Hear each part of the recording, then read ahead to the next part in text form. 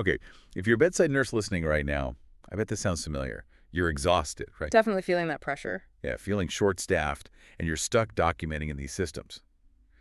Gosh, they often feel like they were designed against you, not for you. Clicking boxes instead of patient care? Exactly. Yeah. More time clicking than actually connecting with the patient. And that frustration, it's so real, it just makes you wonder, why? Why does it have to be this hard? Mm-hmm. Now, before we get deeper, I know some of you notice I use AI personalities in these lessons. That's totally on purpose. Look, I'm a health IT professional, definitely not a video editor. Yeah, different skill set. Right. AI lets me really focus on the teaching, on making things clear, instead of messing with lighting or doing endless retakes. You're here for the knowledge, and this tech helps me deliver it fast and accurately. As always, links for next steps are down in the description and comments. Good point. So here's what I want to promise you. That intense friction you're feeling, that constant rub against the system, that might not actually be burnout. Oh, interesting. What is it then? It could be a signal, a sign that your brain is kind of ready for the next thing, moving from just using the technology to actually, shaping it. And that's where nurses have this incredible advantage. It's fascinating, really. An advantage. How so? Well, think about it. Pure data analysts, they see numbers. Nurses, you understand the clinical why behind those numbers. Informatics isn't about becoming a coder overnight. It's really about connecting things, the care being given, the data that's generated, and the decisions that need to be made based on all of it.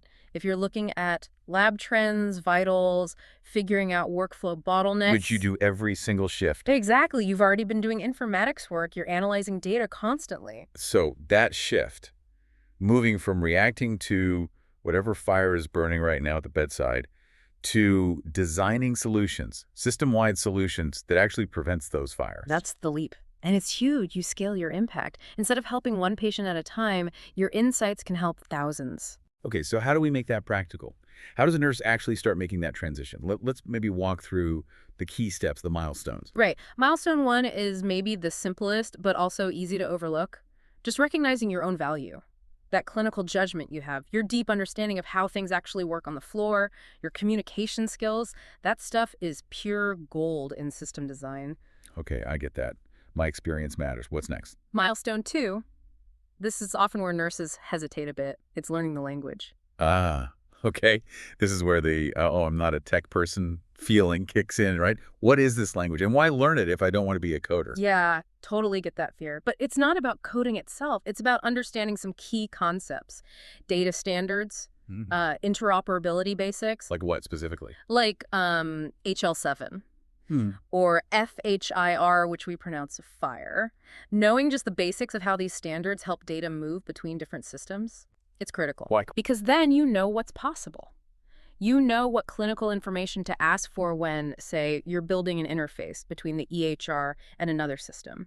You can spot where the gaps are, where things might break down clinically. Got it. So it's about understanding the plumbing, not necessarily being the plumber. What's milestone 3? Get exposure. Don't just wait for a job posting that says informatics nurse. Be proactive.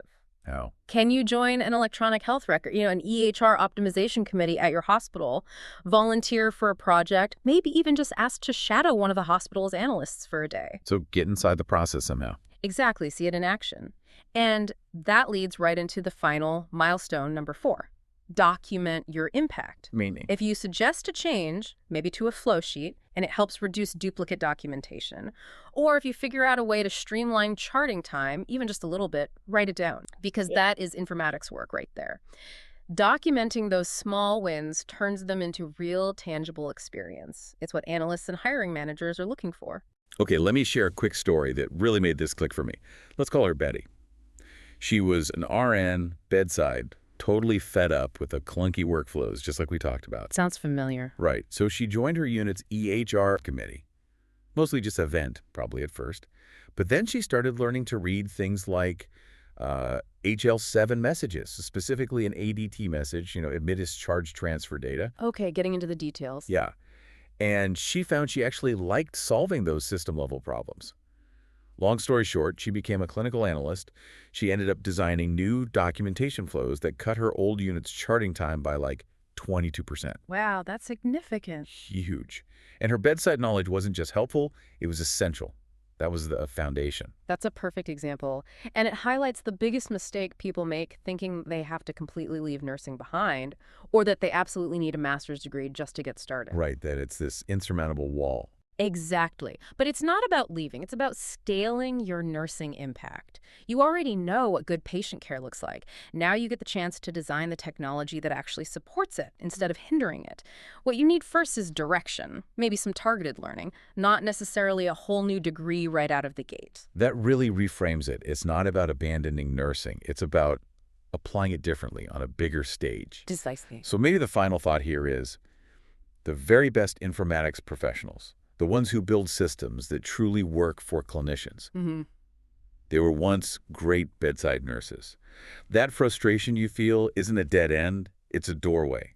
Your next step is not just clicking another link, it can be the blueprint for a whole new phase of your career. Go check out those resources we linked for you.